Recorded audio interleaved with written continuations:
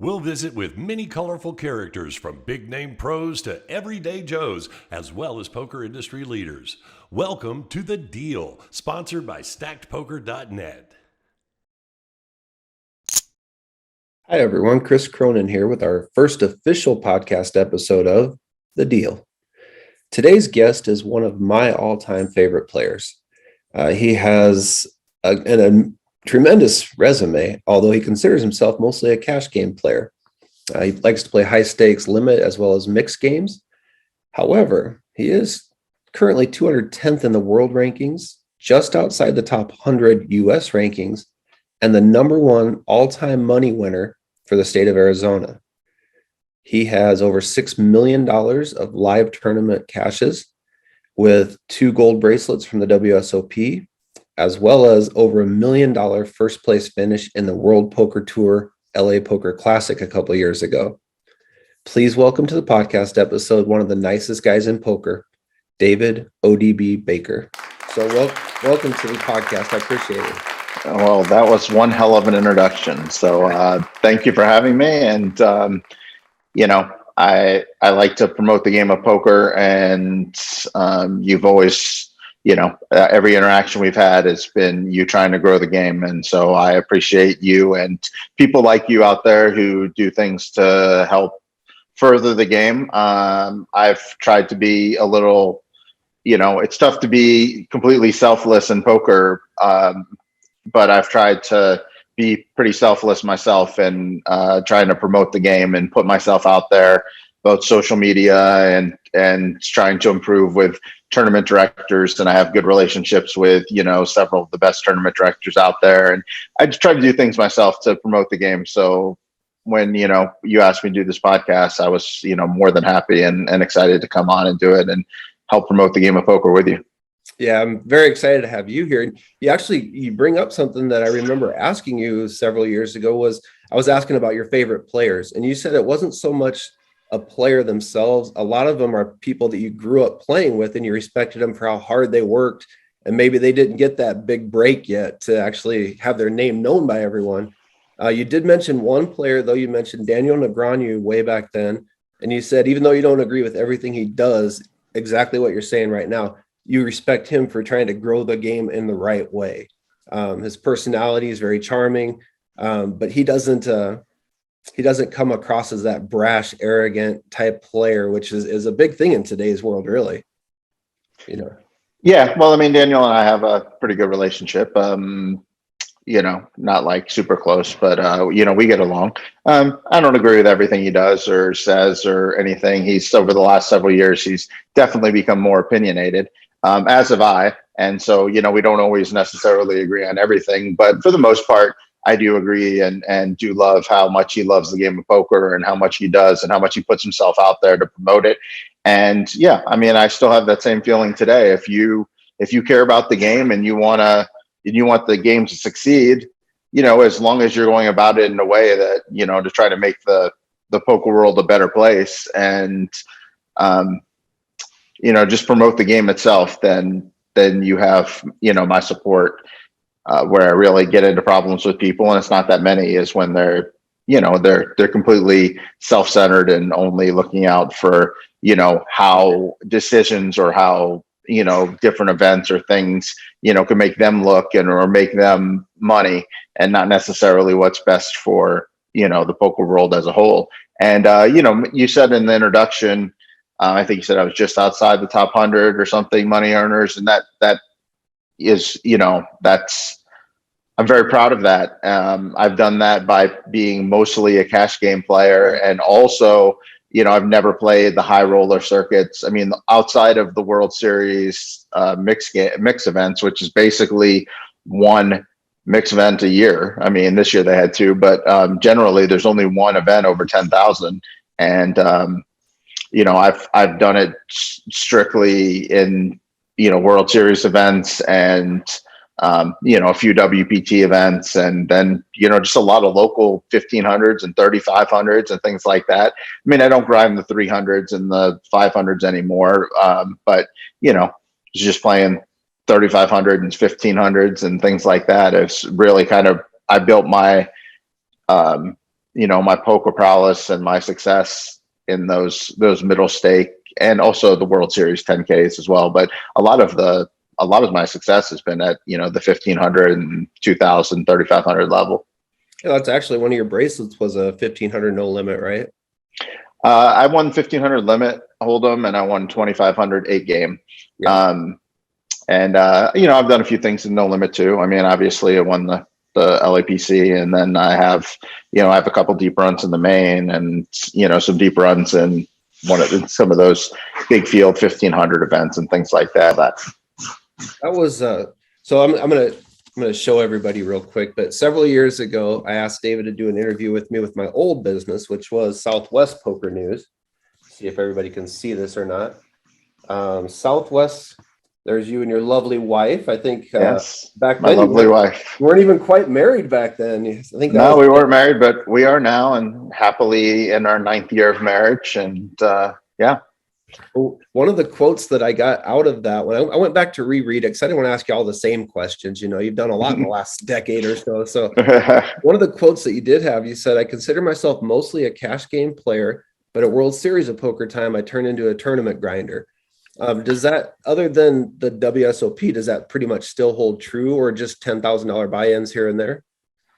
Yeah, I mean, I think it even holds true more now. I mean, I very rarely travel for tournaments anymore. I play the World Series circuit, and then, maybe 3 or 4 mains. I was, even back then, I was doing a little bit more traveling. I went to some Heartland Tour events, and I went to, I would go to some World Series circuit events. I would go to, a couple of WPTs, like, in Oklahoma, and different things like that. I ran into you at Choctaw one time. I remember that. Yeah, I mean, I was doing that a lot, but nowadays I don't really do that. I've since my wife and I have moved to Vegas. Actually, the last couple years with COVID, you really didn't have that option to even really travel much. So, right. I've kind of settled more into home life, and now that I moved here in Vegas, I can pretty much play cash games whenever I want. And that's really what I like. I mean, I do love the World Series, but mainly because we get to play all different types of forms of poker. I've never been just a one-trick pony, so it's not really my thing to just go around and play 200 no-limit tournaments a year. And, God bless those people who can do it, but that's just not me. It's too much. It's too negative for me, honestly. Every time that I've tried to do that, it's just a lot of constant disappointment, and you really have to. I mean, you have to be strong to be able to get through that with, some sort of saneness. And so that was never really my thing. But come World Series time, I put on the tournament hat. This year, I didn't quite as much. I think just the November start and everything, it was a little awkward. I've really gotten into golf and into NFL, betting and things like that. So November was a really rough time for me to totally immerse myself into the World Series, because the NFL was going on and the weather in Vegas was phenomenal. So I just found myself like wanting to play golf and wanting to, and Sundays I was always busy with NFL. So I really couldn't get excited about playing a tournament on Saturday. I definitely didn't play on Sunday. And Monday I was tired from football. So it was hard. But this World Series, back in its normal time, in June, it's too hot to play golf. There's no sports here. And, I'll be fully moved into my new house, and I'm going to immerse myself back into the tournament grind for the first time, basically, since 2019, I guess, is probably the last World Series. 2018, I guess. So it's been a while. What do you think of the move to Ballys for the WSOP? Obviously we were going to have to move somewhere at some point. The Rio just is what it is. It's just not going to be able to end. I personally have a mostly love relationship with the World Series at Rio. I've had a lot of success there. I feel very comfortable there. I do kind of believe in, as Matt Salzberg would say, locational run good. So, I ran decent there. but mostly I enjoyed the fact that it was easy access in and out. I never, even when I didn't live here in Vegas, I never stayed at the Rio. So having the ability to drive a car, pull up to a parking spot, get out and get into the Rio without having to deal with traffic or anything like that was always a big plus. So I'm a little concerned about the parking and the traffic having to go across the strip because I live in Summerlin, so I have to go to the back side of the strip. Right. I'm a little concerned about that, but I also have spent time talking with, Jack Effel about it. And, he says that he'll take care of parking and everything. Obviously, you can't do anything about traffic, but he assures me that they have a plan in place for parking. And I already know that the rooms and, they'll have the conference halls and everything will be set up nice and it'll be great. So I'm not worried about it from that standpoint. My only real concerns are parking and dealing with getting over the strip. So if those things take care of themselves, I'm sure it'll be a positive change in the long run. I mean, nobody really likes change to begin with. And when they moved from Binions to Rio, nobody liked it. So, I mean, it kind of is what it is. I'm not going to get all worked up about that kind of stuff. I'd rather just deal with the things that I can control or the things I can at least have a positive influence on, which are schedule structures, things like that with the World Series. But I mean, I can't do anything about the traffic. I mean, that just is what it is. We just all have to just deal with it. You just, change when you leave your house, just leave earlier. Yep. I'm a little bit older than you. I think I'm a few years older, but I still remember moving from Binions to Rio and everybody's like, oh my gosh, we're leaving Binions. And it was like such a big deal back then. And, now young kids that have only known the Rio are going to be like, oh my gosh, we're leaving Rio. And, we know that we've been around long enough that we know what a great job Jack and everybody for the WSOP does, that it's going to run smooth. We already know that. Yeah. I mean, at the end of it, there were a lot of positives at the Rio, but there were also a lot of negatives. I mean, the bathroom situation was not good. The temperature was not good. The food options are not that good. So look, you're going to have some negatives from the traffic and the parking standpoint, but hopefully for everything we lose in convenience and that we gain in other areas, Sure. Cleaner, better restroom situations. Maybe the airflow will be better. There are just a lot of things that could be better. How it's positioned, with the cashiers, and there are just a lot of things that we always wanted to be better at the Rio, but just from a logistical standpoint wasn't an option.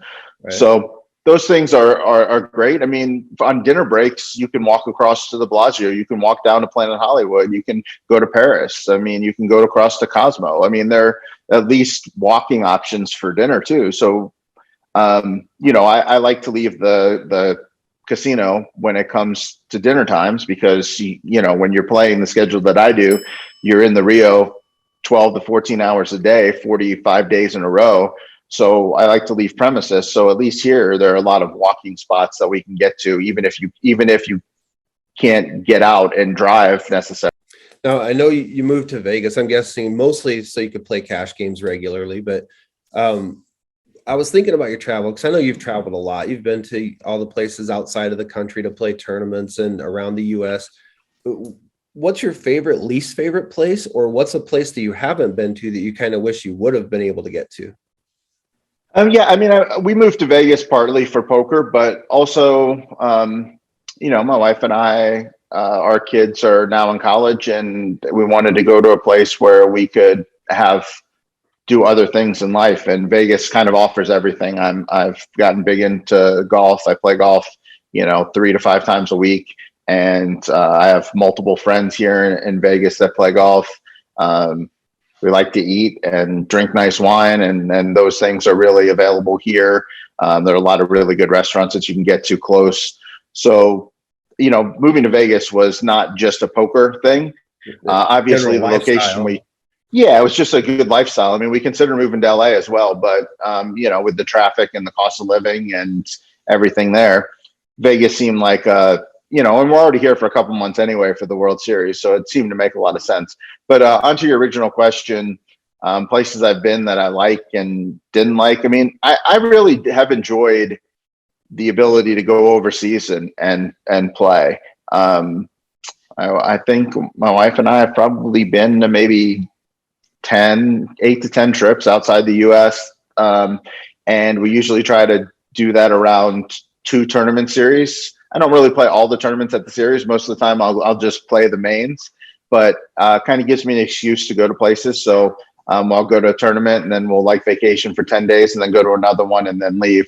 I loved our time in 2 trips we made to San Remo, Italy, which is on the south coast of the northern part of Italy, on the border of France. And it's a beautiful little town. The casino's nice. And with that, you're in Italy, and we were able to take trips to Rome, to Milan, to Venice. And so we really enjoyed those, but went to Barcelona. That was great. We went to Madrid. That was great. I loved Berlin. Went there for World Series Europe. So, I mean, all the outside the U.S. places were great. As far as in the U.S., I mean, I really enjoyed some of these smaller venues that I would go to. Yeah. I really liked. There was a place, Black Hawk, Colorado. Oh, yeah. And I liked there. We went there a couple times, and they have nice tournaments, and it's kind of a sleepy little town that was great. My wife and I really enjoyed that. That's probably an HPT event, I'm guessing. Yeah, HPT events up at the Golden Gates Casino, I think it was called. But there was also, they had a nice little hotel across the street. The Ameristar was nice, good amenities and just comfortable. I like those small little things. I like going to Oklahoma. Honestly, like those small places I love because they love poker. And so when the tours come in town, all the local players come out and, they make a big deal about it and they care, opposed to when you're going to a tournament at like the Venetian or something here, they don't really care. Like, it just is what it is. It's kind of just business as usual. It's everybody's cynical. Nobody care. They complain. You go to Black Hawk, Colorado, and everybody's excited to be there. The staff's excited to have you. Like the players, like they all spend all year trying to satellite into these events, and they're so excited to get to play and to sit next to you and just chat and things like that. And I play too much poker to be a headphone and look at my phone type guy. I'm a headphones out, chat with people, learn about where you're from, what you do, what you enjoy, like just having conversation. I mean, that's why I got into the game initially. So now that I've had success in it, why wouldn't I want to do that?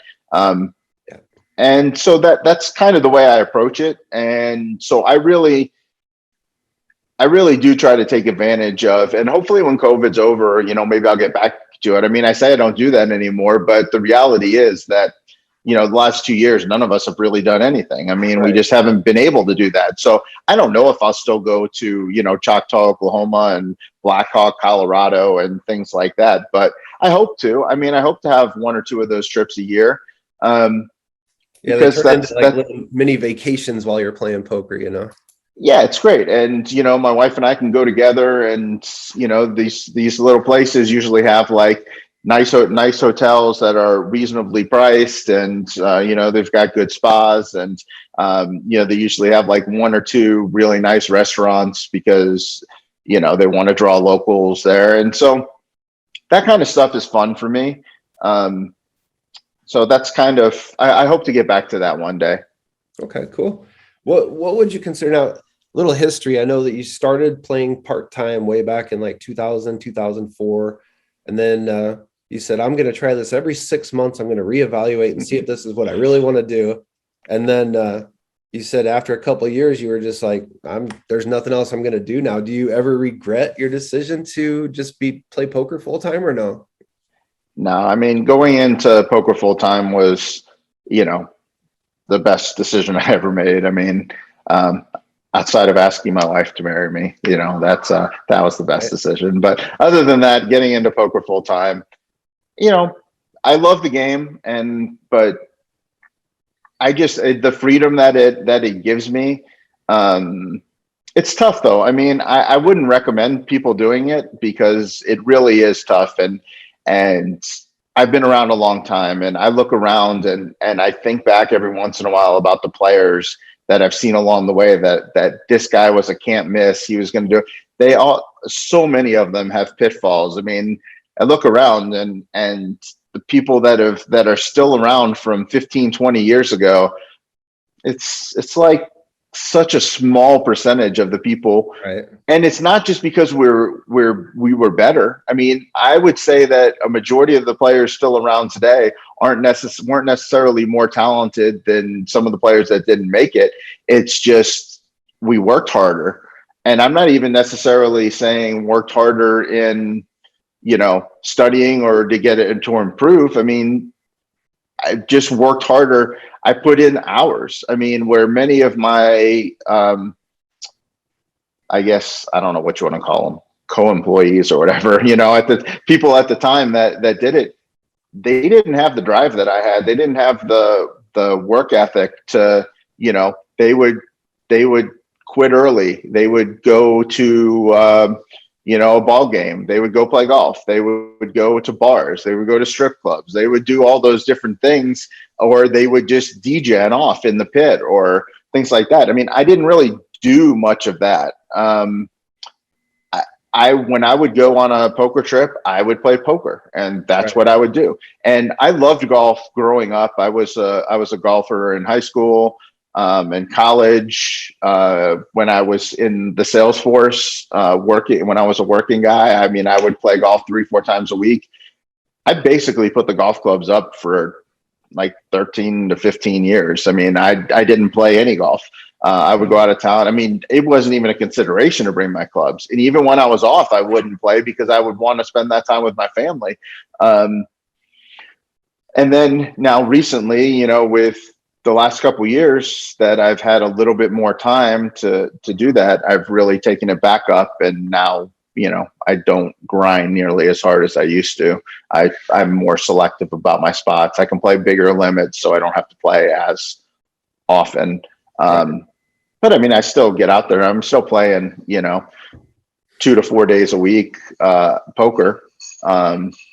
So it's kind of funny because as you say stuff, I'm thinking the exact same thing. Like how many of my friends or acquaintances that were good poker players, I mean, could have made a living, just got into drugs or betting sports, or like you said, just not a strong work ethic. They just wanted to play. I want enough money I can relax for 2 months and travel, and all of a sudden they're broke again. And it's a kind of a revolving door with a lot of them. And like you said, you have to have such discipline to stick to what you're going to do and have a good work ethic. Kind of led me right into my next question. So for advice for both two different kinds of players, a new player just getting into poker, like the one piece of advice you would give them or two, and then also people aspiring to be pro players, because I think a lot of the young kids today actually do have really good work ethics as far as studying the game, either through poker coaching, tutorials, videos, whatever it is, books. Some of them have great work ethics. And what advice would you give those two classes of people? Well, I'm going to give advice that I think a lot of people probably would disagree with. I approach this a little different than other people do. I think a lot of the younger players really get in trouble by trying to get staked and really playing bigger events and getting staked and things like that. I think you're better off playing smaller, playing on your own dime, building your bankroll your own. I think you can build it faster that way. You're not, you have to answer to yourself for your decisions. And also I think taking shots. I mean, like I read some of these kids and people, and it's like, well, I'm selling off because I need to have 2,000 buy-ins before I play this or do that.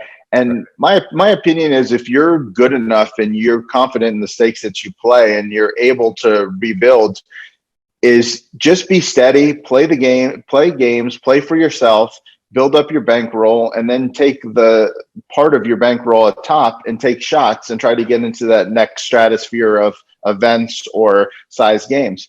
I'm it that way, and I always viewed the poker game of life as a tournament, and I'm trying to win the poker game of life, and so I like to use the upper tier of my, bankroll to try to get to that next tier. So my advice is, don't use it all.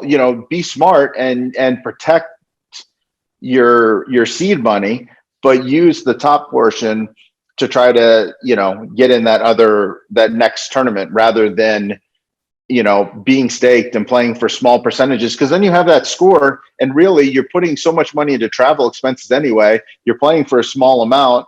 You have to pay back what you've already lost. Like, just play less events and stay steady, and then, try to hit something, if you can get it, even if that event is like a $1,500 main or a $500 main or a $3,500 main, if you're able to keep, 50 or 70%, or you're able to trade with, some other players that are good, they might help build your bankroll. If you trade 5 or 10 or 20% with them, and they have the score, or you have the score, and then you kind of do it together. That's kind of what I think. I think today a lot of the players are way too conservative with their bankroll management by trying to get staked and sell off more pieces than they need to. Just play less events, in my opinion, and try to have a bigger stake. Yeah, so it's a different way of bankroll management. Bankroll manage yourself, not share it with everybody. And right. Yeah. Only a couple more questions. I'll let you. I really appreciate your time today. No problem. Thank you. What would you consider your breakthrough moment in poker? Like the moment that, and it doesn't have to be like winning $1 million.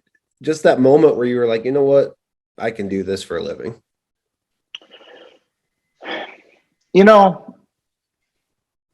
Some people really hit the tournament score, and that was kind of their breakthrough moment. I don't really think that was mine. So what I did was, those who aren't really familiar with me, I had a job. I have a college degree. I worked for 10 years. Once I started playing poker, I started making trips out to either Vegas or LA. And I started going to the Commerce Casino and playing in, which was a big game at the time, still a big game now, but I I would play 40-80 Hold'em. And when I went out there for the LAPC, and I would just grind for a couple months. And the first time though I really went to the LAPC and I was able to, build up a bankroll, and I would win on a, very consistent basis. That's kind of where I felt like I was I could do this.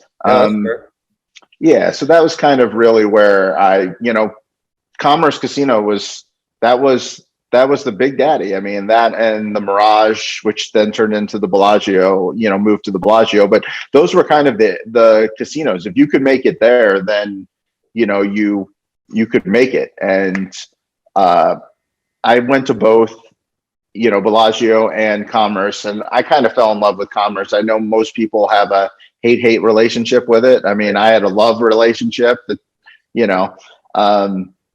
and I really enjoyed the Commerce for years. And it's kind of, I guess, kind of fitting, and that the highlight of my career really ended up at the Commerce by me winning the LAPC a couple of years ago.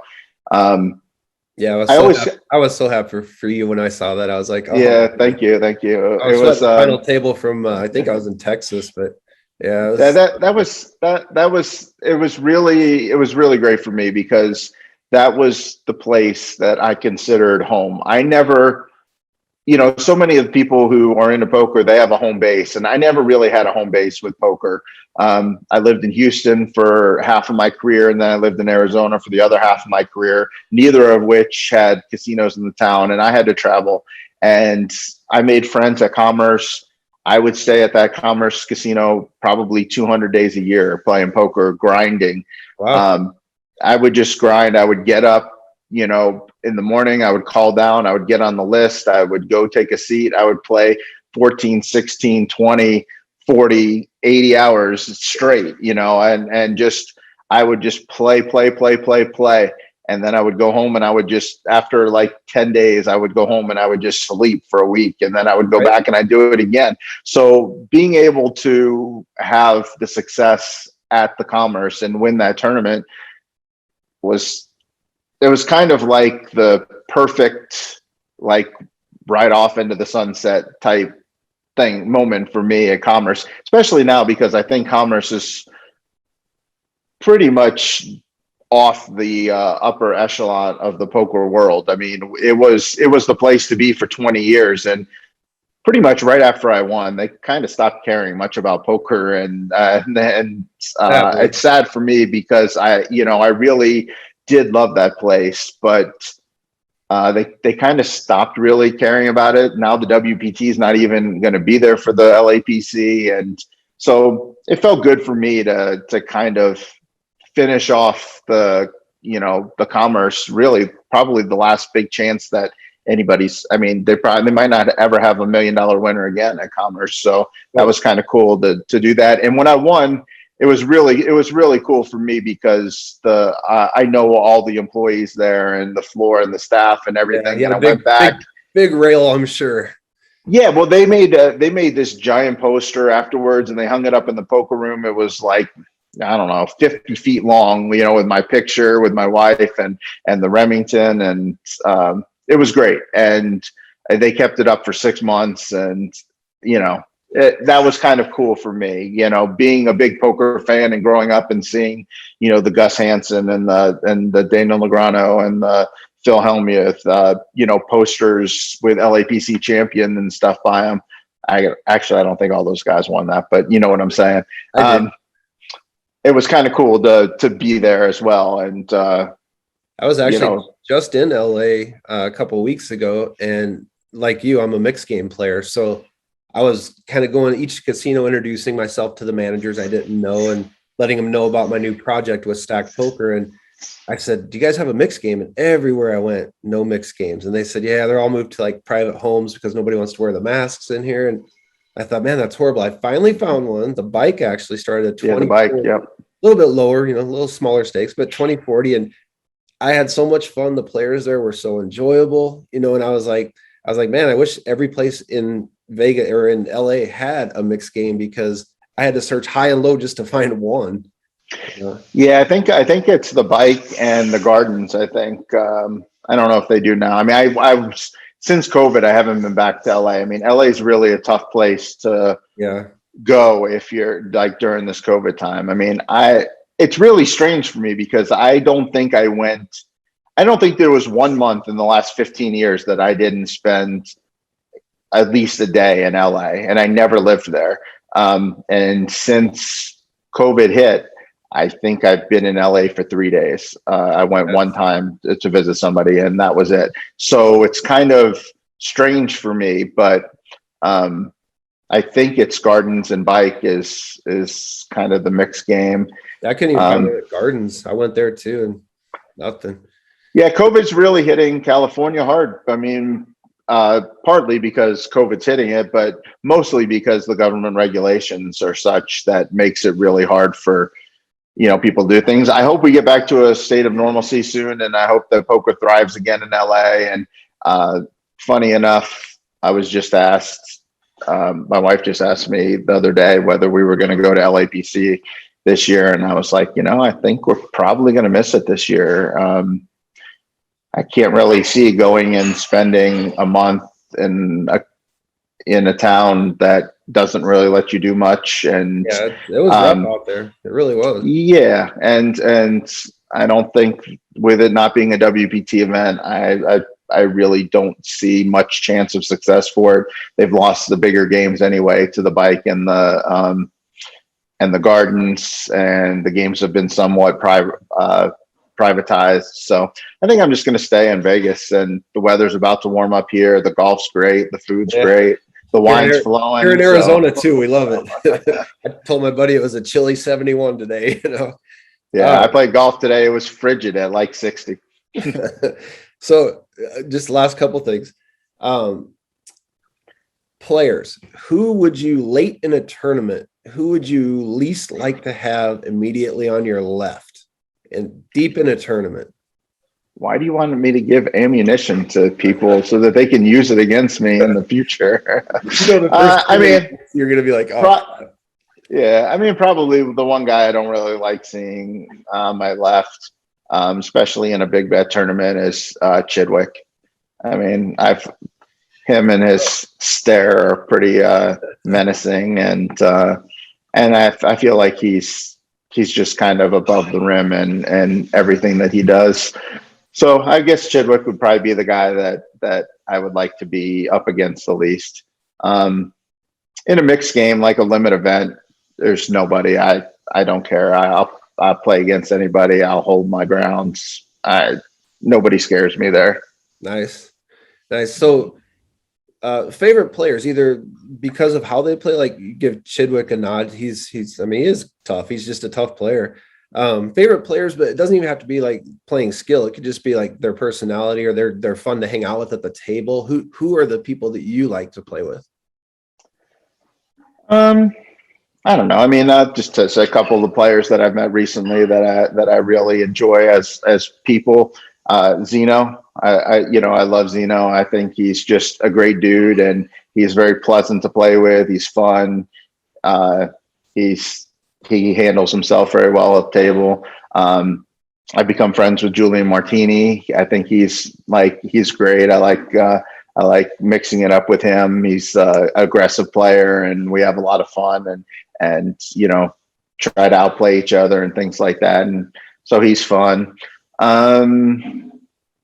Obviously I love mixing it up with Hellmuth. He's great. As far as the celebrity players, Hellmuth's my favorite to play with because he's just so much fun to needle and troll and try to get, and he does it back too. So I mean, we do it to each other, and it's fun to just try to get him off of his game, and I know the different levels that he's doing and why he's doing some of the things that he's doing that maybe some of the other players don't fully understand, and for me to try to outsmart that, and he's smart enough to know that I know that he's trying to do this, and not from a play standpoint, from a mentality standpoint. And like a lot of what he does is he tries to bully players into playing a style that he is able to maximize his ability. That's why he's constantly not insulting, but kind of bullying players, insulting into like, oh, you're so aggressive and I'm going to trap you and all these things. Right.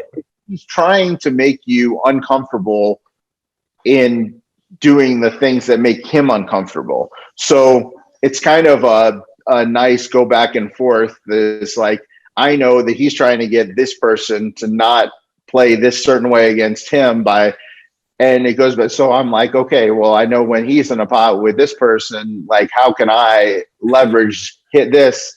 And it's just so many different levels to it that I enjoy that part of it. There's just different levels of the puzzle building, which is figuring out a strategy for the day. It's not necessarily like a lot of these solvers and things, they can give you strategies for hands, but they don't really necessarily give you strategies for a day. And when you're playing tournament poker, to me, yes, you can chip EV every single spot perfectly, but I try to like maximize my day and figure out how, I can do something early that I can exploit later, or vice versa. So I kind of like that part of poker intrigues me and I enjoy, and it's where I've had a lot of my success is kind of exploiting a more longer term than like that one particular hand. It's just kind of like building a plan for a day. Okay, so last question. Who would you like to see me interview on here? Like if you could pick a couple people, who would you like to see interviewed? Who would I like to see interviewed? I think somebody in your neck of the woods is pretty good. I think Chris Vitch is pretty good talk. He's pretty interesting the way he views the game and life and things. I think Chris Vitch would probably be a good interview for you. Also Zinno. I think Zinno's kind of a different cat when it comes to poker. So he doesn't, he plays the mixed games, but yet he doesn't really have a mixed game background. And I don't know like how much he's particularly studied individual games, but he approaches the game in such a way that has enabled him to have a lot of success doing things that other players don't necessarily do. And he plays the high limits, nosebleed stakes, but at the same time, I don't think he really necessarily comes from that. He's had success on the World Poker Tour, which is a completely different skill set than having success on the WSOP, and he's had success there as well. And so it's kind of, I think his, like where he's come from, what he's done, how he's approached poker would probably be very interesting as well. And that's a curious one for me there, because one of my good friends, Chris Adams, was actually at the final table of the horse event with Anthony Zito this past World Series, and had nothing but good things to say about him. Said he absolutely loved him. He was just fun to be around. He said he was scary as a player because he did things he wasn't expecting, but yeah, I heard all good things about him. So he'd be probably a pretty good one for me. Yep. I can get you in touch with him if you need. He's a friend of mine. So if you help work that out, that'd be great. I'd love it. Sure. Awesome. Well, Dave, I really appreciate it. It's a new company, so I'm reaching out to different people to try to get some podcast interviews, and people are like, who is this? I don't know what your company. So it's tough to get the first couple, but I think as people see him, they'll be like, oh, okay, that he's not too bad. Well, good. Well, I root for you, and I'm rooting for your company, and good luck with it. And anything I can do to help promote you or promote this, then just send my way, and I'll do my part. Awesome. I appreciate you. You're probably one of the most humble, good players I know. Thank you. I appreciate that. All right. Well, thank you very much for your time. I appreciate it. Good luck to everything in Vegas and your wife and everybody else. Okay. Thank you. Big thanks to David ODB Baker for taking a little time out of his schedule and speaking with us. If you enjoyed the first episode of The Deal and you'd like to see some more interviews with big name pros, poker industry leaders, or even everyday Joes with really cool stories, please help us out and hit that like and subscribe button. You'll get notified of our next episode. Until next time, I hope you run good.